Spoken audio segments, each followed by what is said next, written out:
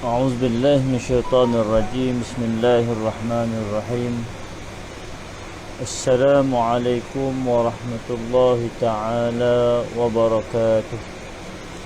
الحمد لله رب العالمين، والصلاة والسلام على رسول الأمين وعلى آله وأصحابه ومن تبعهم بإحسان إلى يوم الدين، أما بعد. أعوذ بالله من الشيطان الرجيم. بسم الله الرحمن الرحيم. إذا جاء نصر الله والفتح ورأيت الناس يدخلون في دين الله أفواجا فسبح بحمد ربك واستغفر إنه كان توابا. صدق الله العلي العظيم. وقال نبينا محمد صلى الله عليه وآله وسلم: خير الناس أنفعهم للناس، أو كما قال نبينا محمد صلى الله عليه وآله وسلم.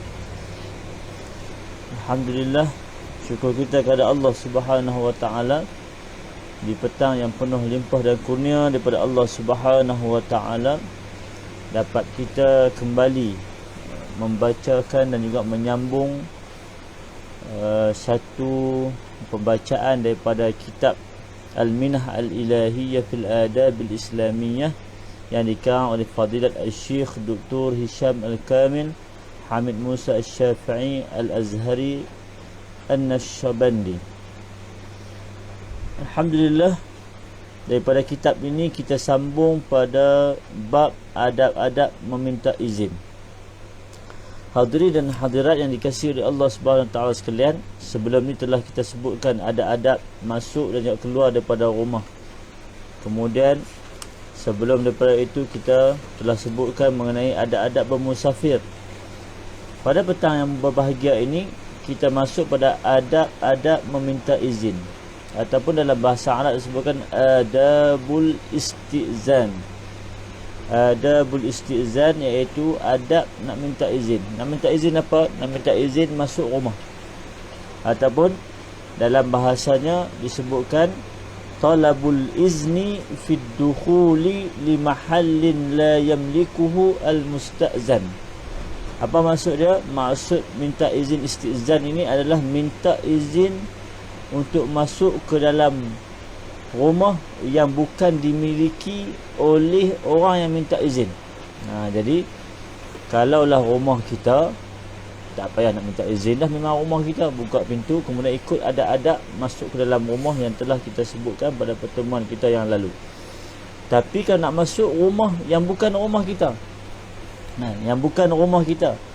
maka ianya perlu meminta izin, perlu minta kebenaran, dan juga ada adab untuk minta izin masuk ke dalam rumah yang bukan rumah itu milik kita. Allah Subhanahu wa taala berfirman di dalam surah An-Nur ayat 27. A'udzu billahi minasy syaithanir rajim. يا أيها الذين آمنوا لا تدخلوا بيوتا غير بيوتكم حتى تستأنسوا وتسلموا على أهلها ذلكم خير لكم لعلكم تذكرون. Di tempat saya ni hujan, tuan-tuan. Kalau tuan-tuan yang mengikuti live ini, tolong komen Ustaz, dengar jelas tak ataupun tak dengar? Dengar jelas tak suara saya? Dengar jelas tak ataupun ada masalah? Sebab ada di tempat saya ni hujan, di Kedah Al-Ustaz ni hujan agak lebat, ada guruh. Boleh komen saya okey tak line? Boleh dengar tak suara saya? Jadi Allah Subhanahu wa taala berfirman dalam surah An-Nur. Apa kata Allah? Wahai orang-orang yang beriman, jangan kamu masuk ke rumah yang bukan rumah kamu. Ghayra buyutikum. Tak boleh kita masuk rumah yang bukan rumah kita, sehinggalah kamu meminta izin. Tasta'nisu, kata Allah Subhanahu wa taala, atau maksud dalam arti kata yang lain tasta'zinu, iaitu mestilah meminta izin wa tusallimu ala ahliha, dan memberikan salam kepada ahlinya, iaitu orang yang di dalam rumah tersebut. Zalikum khairul lakum, yang demikian itu lebih baik bagi kamu. La'allakum tadhakkarun, semoga kamu sentiasa beringat. Moga-moga kalian sentiasa beringat, kata Allah Subhanahu Wa Taala. Maksudnya dalam surah ini Allah Subhanahu Wa Taala bagi tahu kepada kita bahawasanya orang-orang yang beriman, wahai orang yang beriman, tak boleh kamu masuk ke rumah orang lain kecuali minta izin dan memberi salam. Maka moga-moga kamu beringat. Maksud kata apa? Ini adalah perintah Allah Subhanahu Wa Taala. Kalau kita nak masuk rumah yang bukan rumah kita, maka wajib kepada kita kena minta izin. Sebab itu para ulama mengambil hukum daripada ayat Al-Quran ini, mengatakan yajibul istizan iza arada dukhul ila baiti ghairah. Jadi wajib minta izin apabila menghendaki masuk ke dalam rumah yang bukan milik kamu. Jadi kalau rumah milik kita tidak ada masalah, tapi kalau rumah yang bukan milik kita, maka wajib minta izin bertepatan dengan nas ayat Al-Quran yang telah Allah Subhanahu Wa Taala firmankan dalam surah An-Nur. Kata guru kita, antara keagungan Islam adalah seseorang Muslim itu terbiasa dengan adab yang indah dan sensitiviti yang tinggi sesama manusia. Rumah kita tak ada masalah. Itu pun ada adab juga nak masuk rumah kita, bagi salam dengan baca doa dan juga sebagainya. Jadi kalaulah bukan rumah kita, kena lebih lagi. Adab itu kena lebih. Kerana apa? Kita berhadapan dengan orang lain. Kita berhadapan dengan orang lain, maka adab itu perlu kita perhiaskan di dalam kehidupan kita, dan jaga sensitiviti akan perkara yang sensitif. Rumah ini dikira sebagai satu tempat privasi, tempat yang pemilikan orang lain. Tak boleh kita buka pintu masuk rumah orang macam tu saja. Itu sangat-sangat tidak dibenarkan oleh Islam, walaupun dengan tujuan yang baik. Walaupun dengan tujuan yang baik. Ada tak tujuan yang baik? Mungkin ada. Seperti contoh, nampak anak kucing masuk ke dalam rumah jiran kita. Kita nak ambil anak kucing tu. Kita nak ambil anak kucing tu. Takutlah anak kucing tu berak dalam rumah ataupun buang najis dalam rumah jiran kita sebagainya. Tapi nak masuk ke dalam rumah kerana nak ambil anak kucing itu, tak boleh kita masuk dengan sewenang-wenangnya. Kerana di dalam rumah itu mungkin ada benda yang tak sepatutnya kita lihat. Seperti mana rumah kita. Rumah kita kalau orang nak masuk, mesti kita akan bersedia dengan kehadiran tetamu. Takkan kita biarkan orang masuk rumah kita begitu saja. Sebab rumah kita itu adalah kediaman kita, tempat istirahat kita, tempat kita menyalin pakaian dan juga sebagainya. Jadi ada banyak perkara yang tak boleh dilihat, ataupun kita tidak suka orang melihat akan harta benda kita ataupun barang-barang yang tak sepatutnya dilihat oleh orang lain.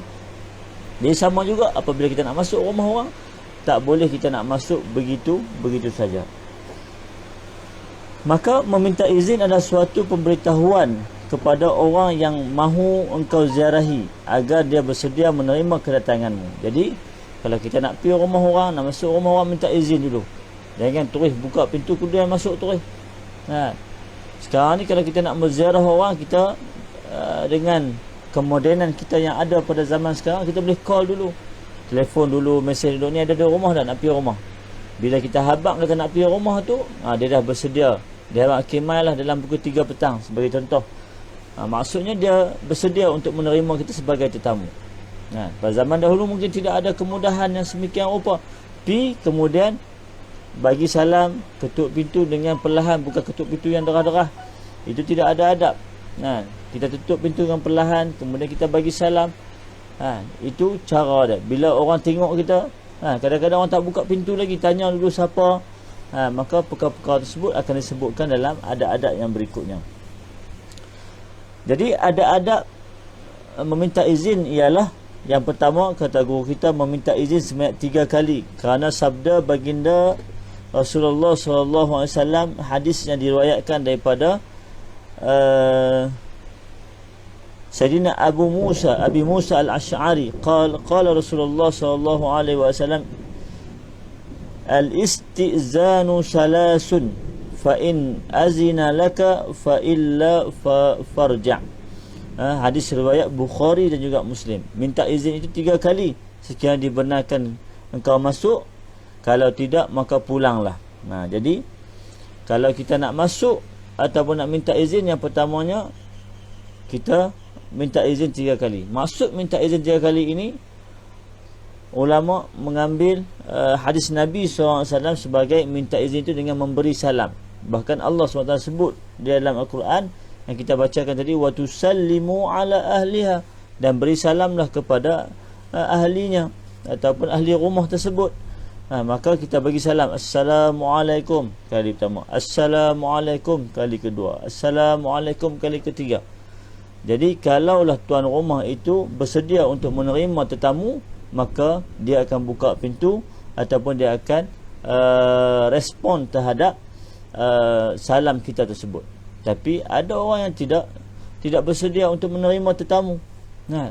Sebab tu kalau zaman kita sekarang ini, cara yang mudah untuk kita nak pergi ke rumah seseorang, maka kita kontak terlebih dahulu, kita hantar mesej terlebih dahulu. Lah ni macam-macam, kita WhatsApp terlebih dahulu, Messenger terlebih dahulu. Jadi bila dijawab, boleh mai dalam pukul 3. Bila kita mai, kita dengan izin, minta izin yang sama juga ataupun memberikan adab yang sama juga, iaitu kita bagi salam dulu, Assalamualaikum, Assalamualaikum, Assalamualaikum 3 kali. Tapi kita renggang-renggang Assalamualaikum, tunggu Ustaz, duk lama, tak apa dengar kot. Tuan rumah mungkin duk belah dapur sana, ujung sana, menyebabkan tak dengar. Kita bagi salam lagi sekali, Assalamualaikum. Kali kedua kita jarakkan sedikit. Kemudian sekiranya tidak dijawab, kita bagi salam yang ketiga pula, Assalamualaikum.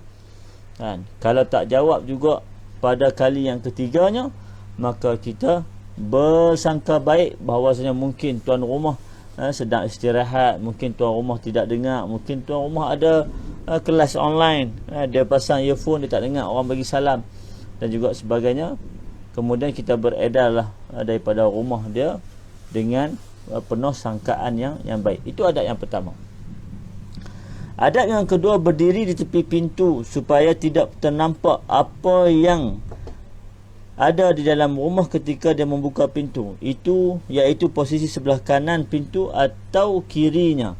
Jadi satu riwayat daripada Al-Imam Abi Daud, daripada Sunan Imam Abi Daud, hadis daripada Abdullah ibni Bisr radhiyallahu anhu qala, kana Rasulullah sallallahu alaihi wasallam iza ata baba qaumin lam yastaqbilil baba min tilqa'i wajhihi walakin min ruknihi al-ayman aw aysar wa yaqulu assalamu alaikum, assalamu alaikum. Dalam hadis ini diriwayatkan daripada Sayyidina Abdullah ibn Bis mengatakan bahawasanya apabila Nabi SAW datang ke rumah sesuatu kaum, datang ke rumah seseorang, kemudian Nabi SAW tidak akan berada di hadapan pintu. Hari ini kita orang-orang yang kerja sebagai penghantar barang, kita ada JNT, kita ada Pos Laju, kita ada Shopee dan juga sebagainya, perlu mengamalkan adab-adab ini. Kita bagi salam sebab kita nak bagi barang, tapi janganlah kita duduk di hadapan pintu. Duduk di sebelah kanan pintu ataupun di sebelah kiri pintu. Kalau tuan rumah buka pintu, kita tak nampak suasana ataupun barang-barang yang ada dalam rumah. Maka ini adalah sunnah Nabi SAW. Nabi SAW apabila pergi ke satu rumah, duduk depan pintu, Nabi SAW tidak akan berhadapan dengan betul-betul pintu tersebut, tapi Nabi SAW akan duduk sama ada sebelah kanan pintu ataupun sebelah kiri pintu, kemudian mengucapkan Assalamualaikum, Assalamualaikum. Jadi Maksudnya apa? Ini juga adalah adab yang sangat penting. Kadang-kadang kita ambil remeh benda-benda ni. Tuan rumah dia tak tahu, dia buka sikit dulu kot-kot nak tengok dulu siapa, tapi kita dah depan pintu dah. Buka-buka tu kita nampak boleh jadi isteri dia, anak perempuan dia duduk dalam rumah yang tidak menutup aurat sama mereka, tidaklah menjadi aurat. Tapi bila kita nak masuk ataupun kita tak boleh tengok aurat mereka, sesama mahram mereka, itu adalah perkara biasa. Tak pakai tudung dan juga sebagainya. Tapi bila kita duduk depan pintu, tuan rumah buka pintu, kemudian nampak mereka, itu satu perkara yang tidak baik. Walaupun ianya tidak berdosa. Tidak berdosa bukannya kita sengaja berniat untuk melihat perkara yang haram, tapi dengan tidak ada adabnya kita itu menyebabkan kita nampak akan aurat mereka, maka di situ adalah kesilapan daripada kita yang tidak beradab. Yang tidak beradab. Kalaulah kita nampak akan aurat itu, maka kita terus beralih. Terus beralih dan memohon maaf daripada tuan rumah. Kerana apa? Kerana salah kita yang tidak beradab. Kadang-kadang tuan rumah juga perlu ambil perhatian. Apabila kita nak buka pintu, pastikan ahli keluarga kita duduk dalam keadaan elok, ataupun yang tidak menutup aurat itu duduk di tepi, sembunyi sikit daripada balik pintu, ataupun duduk di sebelah yang bila buka pintu tak nampak. Jadi tuan rumah juga memainkan peranan dalam hal yang demikian. Jadi kalaulah semua pihak melakukan perkara yang diredai oleh Allah SWT ini, iaitu mengambil berat mengenai adab-adab ini, maka semua pihak akan rasa senang hati dan juga rasa lapang kehidupan kita ini, kerana semuanya penuh dengan adab-adab Islam. Kemudian yang ketiga, ketika engkau memanggil tuan rumah, panggillah dengan mesra atau lembut agar tidak mengganggunya. Kalau kita panggil tuan rumah ataupun kita kita bagi salam, kemudian kita biasanya tuan rumah kata, kalau bagi salam tak dengar, panggil lebih kuat sikit. Panggil dengan perkataan ataupun nada yang baik. Kuat tak apa, tapi bukanlah seolah-olah menjerit, ataupun kita panggil dengan nama yang tidak disukainya. Panggil namanya, panggil nama yang betul, ataupun panggilan yang dikenali, ataupun panggilan yang mesra. Kita pergi rumah pak menakan kita panggil Pak Ngah, sebagai contoh. Pak Long, sebagai contoh. Maka dia dengar suara kita, dia ingat, oh, anak menakan aku mai. Sebagai contoh. Kawan kita Haziq, kita panggil, jangan panggil gelaran yang dia tak suka. Kita nak pergi rumah orang, nak pergi ziarah orang, tapi dalam masa sama kita menyakiti hati orang, itu bukanlah satu perkara yang baik. Sama juga dengan ketuk pintu. Kalau kita bagi salam, dalam masa yang sama kita ketuk pintu, maka ketuk pintu dengan perlahan. Maksudnya bukanlah ketuk pintu yang seolah-olah terlampau kuat macam kita itu menyuruh kepada tuan rumah tu bersegera cepat-cepat. Itu tak boleh. Kita pun kalau orang ketuk pintu kita gang kuat, kita pun akan rasa tidak selesa. Tapi kalau ketuk itu pak, okey, tunggu. Ketuk pintu lagi, pak, okey, tunggu. Kemudian kalau tunggu Ustaz, tunggu Ustaz sebagai contoh, maka dia pun akan boleh dengar elok, kemudian dia akan buka pintu kepada kita. Dan juga ada rumah yang ada loceng. Ada loceng. Dah ada loceng dah kat pagar tu. Ada adab juga nak picit loceng tersebut, bukanlah picit tring bengang telinga tuan rumah. Picit sekali saja, tring, cukup. Tunggu sekali. Dalam masa sama bagi saya Assalamualaikum. Kemudian picit lagi sekali, tring, Assalamualaikum.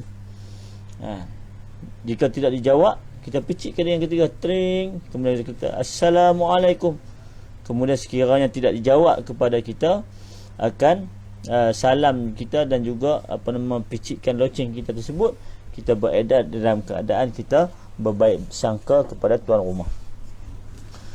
Kemudian yang keempat, tidak menjenguk dari tingkap atau mengintai dari lubang pintu. Jadi bila kita duduk depan rumah orang, bila kita dah bagi salam ataupun kita dah ketuk pintu ataupun dah picit loceng dah, jangan duk gatai lah kita nak pi buka tingkap dia pula tengok ada ke tak ada ni. Jangan kita pula duk pi tengok lubang pintu, kadang lubang pintu tu nampak tempat nak bubuh kunci tu dia boleh nampak, kita duk intai pula. Maka itu bukanlah seorang yang beradab. Orang yang beradab tidak akan menjenguk dari tingkap atau mengintai dari lubang pintu. Daripada Sayyidina Abi Hurairah radhiyallahu anhu, daripada Nabi SAW bersabda, man attala'a fi baiti qaumin bighairi iznihim faqad halla lahum an yafqa'u 'ainah. Hadis riwayat Imam Muslim. Yang bermaksud, kata Nabi SAW, sesiapa yang melihat rumah suatu kaum tanpa izin mereka, maka dihalalkan bagi mereka untuk menoreh matanya. Nak bagi tahu ini adalah satu inzar, peringatan. Kalaulah ada orang yang tengok masuk ke dalam rumah tanpa izin, maka boleh toreh mata dia. Nak abang kata apa? Nak abang kata bahasa kinayah Nabi SAW yang nak bagi peringat kepada kita, jangan kita duk tengok rumah orang tanpa izin, kerana ianya adalah perkara yang tidak dibenarkan di dalam Islam. Kemudian yang kelima, apabila tuan rumah mengatakan kepadamu pulanglah, tuan rumah kata baliklah, maka pulanglah, kerana setiap rumah itu ada halnya tersendiri, dan janganlah marah kepada tuan rumah. Kalaulah tuan rumah kata baliklah, tak payah main lain kali, seolah-olah dia tidak bersedia untuk menerima kita sebagai tetamu, ataupun tidak mahu melihat kita kerana dia mungkin dalam keadaan yang tidak sesuai, maka dia suruh kita balik dulu, main pula lain kali. Sebagai contoh, maka kita pun akur dengan keputusan tuan rumah. Istilahnya kita minta izin, bila orang benarkan kita masuk, tapi kalau orang tak benarkan kita balik, itu saja.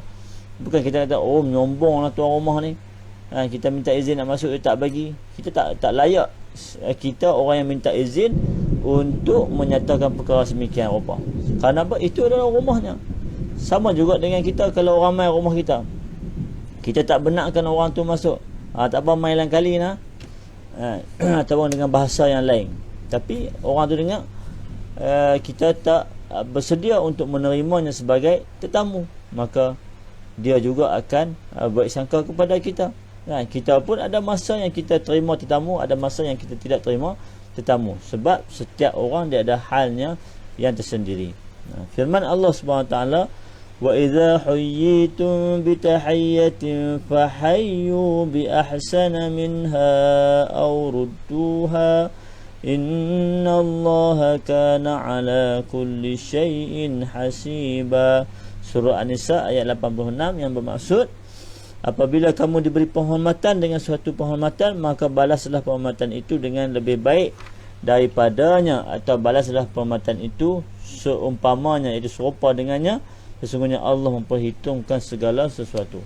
Jadi apabila orang memberi penghormatan kepada kita, maka kita balas penghormatan tersebut. Seperti mana orang bagi salam pada kita, Assalamualaikum. Jadi tuan rumah, kalau orang bagi salam, jawab dulu salam, Waalaikumsalam. Lepas tu, kalau kita tak izin dia masuk rumah pun, mungkin kita boleh keluar, jumpa di luar, ataupun memadai di hadapan pintu rumah sahaja, atau disebabkan kita tidak bersedia untuk menerima tetamu. Tapi jangan sampai orang dah bagi salam kepada kita, bagi penghormatan kepada kita, kita pula buat senyap, tak jawab salam apa. Sedangkan salam itu adalah satu penghormatan kepada kita, dan tetamu itu adalah membawa rahmat kepada kita. Nabi SAW tidak pernah menolak tetamu. Tapi kalaulah kita benar-benar tidak bersedia untuk menerima tetamu, maka tolaklah dengan baik. Jawab dulu salam, kemudian bagi tahu minta maaf tak boleh nak masuk rumah selera, sebagai contoh. Kita duduk kat luar boleh kot ada apa haid tak tahu, itu bahasa orang Kedah lah. Maka kita memberikan penghormatan yang baik apabila orang dah memberikan penghormatan yang baik kepada kita. Kemudian yang keenam, sekiranya dikatakan siapa yang di pintu, maka jawablah dengan janganlah menjawab saya, kerana ianya makruh. Sebaliknya sebutlah namamu agar dapat dikenali siapa yang berada di pintu. Jadi kemudian apabila kita bagi salam, contoh Assalamualaikum, maka tuan rumah pun jawab Waalaikumsalam. Siapa tu? Jangan kita jawab saya. saya tu dia tak boleh dapat, dia tak boleh nak kenal siapa. Jadi bila kita sebut saya tu seolah-olah macam kita seorang saja yang boleh sebut saya. Oh, dia ni kot. Tak. Nah, kita kena sebut nama kita. Nah, siapa tu? Muhammad ni. Muhammad bin Dollah. Nah, sebagai contoh. Siapa ni? Apa nama? Abu Bakar. Nah. Oh, tunggu sat. Nah, sebagai contoh. Kerana apa? Kerana orang tu yang nak buka pintu dia nak tahu dulu siapa. Nah. Kalau Arab pun di Arab minda. Nah, Arab bila dia assalamualaikum, dia jawab waalaikumsalam, minda. Siapa ni? Kita pun jawab Abu Bakar. Dia Abu Bakar. Istana syuaiya. Dia dah tunggu sat. Arab pun lebih kurang kita juga. Keadaan mereka untuk menerima tetamu. Diriwayat daripada Imam Bukhari dan juga Imam Muslim. Hadis daripada Sayyidina Jabir ibni Abdullah radhiyallahu anhu qala ista'zantu 'ala an-nabi sallallahu alaihi wasallam faqala man hadha faqultu ana faqala an-nabi sallallahu alaihi wasallam ana. Jadi dalam hadis yang diriwayatkan daripada Sayyidina Jabir ibni Abdullah, katanya aku minta izin kepada Nabi SAW. Kemudian Nabi SAW kata, siapa ni? Kemudian aku pun kata ana. Maka Nabi kata ana. Jadi Nabi sebut ana dua kali itu. Maka ulama mengatakan ka'annahu kariha dzalik, seolah Nabi SAW tidak menyukai menyebutkan saya. Siapa tu? Saya. Nabi kata saya. Seolah-olah macam kita tidak menjawab persoalan Nabi sallallahu alaihi wasallam. Jadi kalau kita menjadi tetamu ataupun kita minta izin, bila orang tanya kita siapa tu, kita sebut nama kita ataupun nama yang orang tuan rumah tu kenal kita. Siapa tu? Saleh ni. Saleh Saleh mana ni? Saleh jual ikan. Okey, baik. Tunggu sat. Sebagai contoh. Jadi orang kenal kita. Jadi orang nak buka pintu pun tak takut. Sebab apa? Zaman sekarang ini macam-macam hal yang ada, macam-macam perkara yang berlaku. Kemudian ada soalan, minta izin untuk masuk ke dalam bilik. Jadi anak-anak ada dalam ayat Al-Quran yang menyatakan anak-anak untuk masuk bilik ibu dan ayah kena minta izin. Bahkan lebih cantiknya kita kena minta izin walaupun kita ahli rumah tersebut.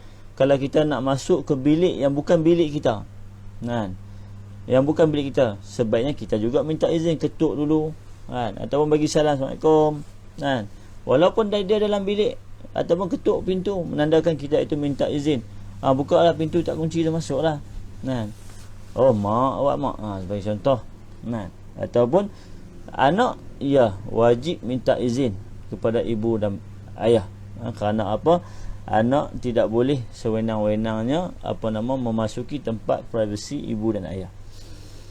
Kemudian ditanyakan dalam riwayat Imam Bukhari dalam kitab Adabul Mufrad, anna rajulan sa'ala Huzaifah radhiyallahu anhu faqala asta'zinu ala ummi faqala in lam tasta'zin 'alaiha ra'aita ma takrah. Ditanyakan oleh seorang lelaki kepada Sayyidina Huzaifah radhiyallahu anhu.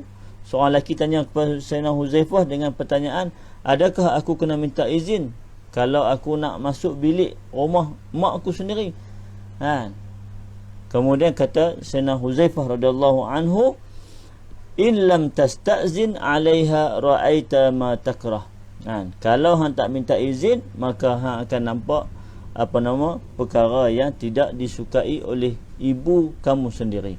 Jadi kalau kita tak minta izin terus buka pintu, boleh jadi ibu kita tengah tidur, boleh jadi ibu kita tengah tukar pakaian, boleh jadi ibu kita tengah buat perkara yang dia tak suka orang lain tengok.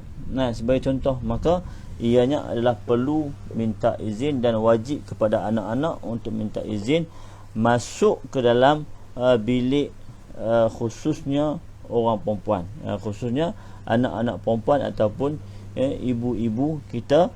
Jadi kalau nak masuk bilik mereka kena minta izin. Kemudian yang terakhir, ada yang terakhir minta izin ketika hendak pulang. Hadis riwayat daripada Ibnu Umar radhiyallahu anhuma anna Nabiy sallallahu alaihi wasallam qala iza zara ahadukum akhahu fajalasa 'indahu fala yaqumanna hatta yasta'zinahu. Kata Nabi sallallahu alaihi wasallam, apabila kamu menziarahi, apabila telah menziarahi salah seorang daripada kamu akan saudaranya, kemudian duduk dengan mereka, maka janganlah kamu bangun ataupun janganlah kamu bangun terus balik sehinggalah minta izin dahulu. Maksudnya apa? Apabila kita nak balik minta izin. Ini ada adab orang-orang tua dahulu dah tunjuk kepada kita. Rupanya ianya adalah sandaran daripada adab-adab Islam yang telah ditunjukkan oleh Nabi SAW, yang telah diajarkan oleh Nabi SAW. Jadi siapa-siapa yang nak balik, dia duduk dengan, contoh kita duduk dalam rumah dah, sembang, ayat kopi semua dah minum dah, makan pun makan dah, tajuk sembang pun dah habis dah. Kemudian kita nak balik, bukan terus angkat ambil handset, ambil kunci kereta kita, ambil beg kita terus balik begitu saja. Maka itu juga tidak beradab. Kita masuk dengan izin, kemudian kita nak balik pun dengan minta izin juga. Seperti contoh, kita diajarkan minta izin, ni saya minta diri dulu ada kerja sikit nak pi ke belah lain pula, sebagai contoh. Jadi orang yang tuan rumah tu pun dia senang hati dengan tata bahasa ataupun tata sila yang kita tunjukkan kepadanya, maka dia pun seronok dengan kehadiran kita. Jadi esok kita nak mai lagi, dia rasa seronok dengan ziarah kita tersebut, dengan kehadiran kita tersebut. Tapi kalau kita buat honor dalam rumah dah, kemudian dia balik pun balik lagu tu saja, kali-kali belakang tak ada dah, balik dah, tak habang pun nak balik, sebagai contoh. Maka itu adalah perkara yang menyanggahi adab-adab Islam. Jadi masuk pun minta izin, maka keluar pun kita minta izin juga, seperti mana yang telah disabdakan oleh Nabi sallallahu alaihi wasallam. Maka setakat itu saja pertemuan kita pada petang ini, iaitu adab-adab meminta izin. Maka nak masuk rumah orang wajib kita minta izin dengan adab-adabnya. Moga-moga kita praktikkan dalam kehidupan kita, maka banyak kebaikan akan terbuka apabila kita mengamalkan adab-adab Islam. InsyaAllah pada pertemuan yang akan datang kita akan masuk pada adab-adab tidur pada pertemuan yang akan datang, insyaAllah. Jadi kita tidur ni kena ada adab. Kerana apa? Tidur itu disebutkan sebagai mautus sughra, mati yang kecil.